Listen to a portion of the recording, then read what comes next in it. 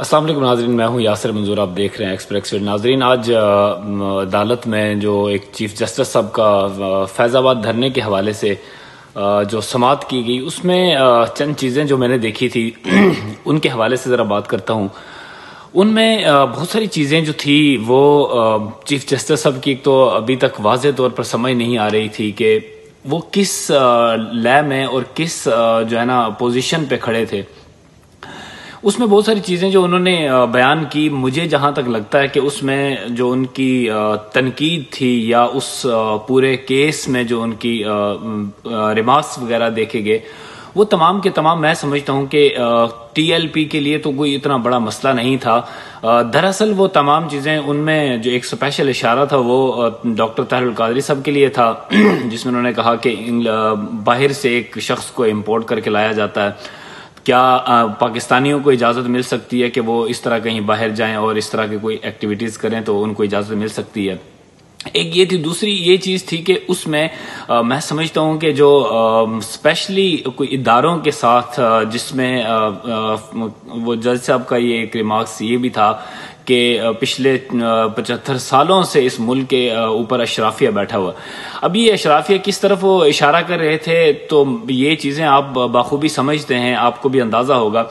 اب ان تمام چیزوں کے بعد دیکھا جائے تو تحریک لبیک کا اگر یہ چیز اوپن ہوتی ہے تو اس میں تو کوئی بڑی چیز نہیں تھی کہ تحریک لبیک کا یہ ہر شخص جانتا ہے کہ ان کا اس وقت مقصد کیا تھا، وہ کس مقصد کے لیے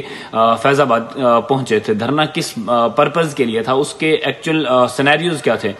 وہ تو بعد میں ایک واضح طور پر رپورٹ جاری ہوئی جس میں باقاعدہ طور پر یہ تمام چیزیں جتنی بھی تھی، ان تمام چیزوں کو واضح طور پر ڈکلیئر کیا گیا کہ دراصل وہ ترمیم آئین میں ہوئی تھی، جس کے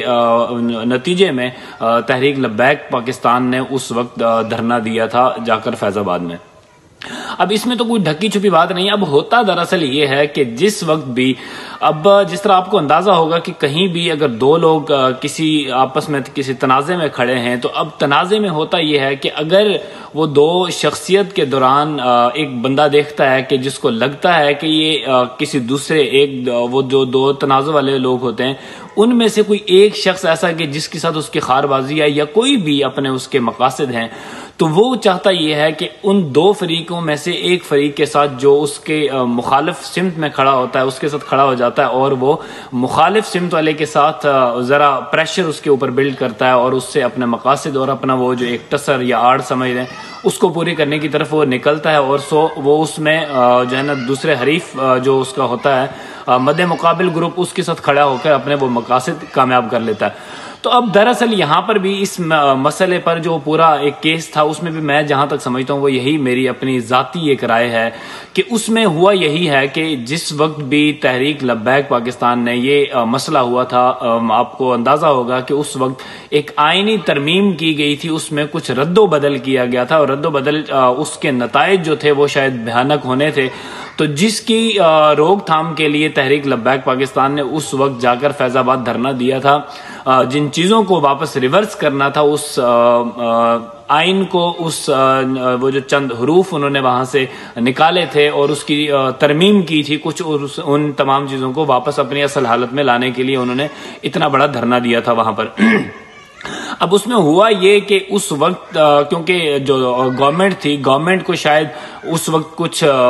لوگوں کے خلاف جو فائز عیسیٰ صاحب کے مطابق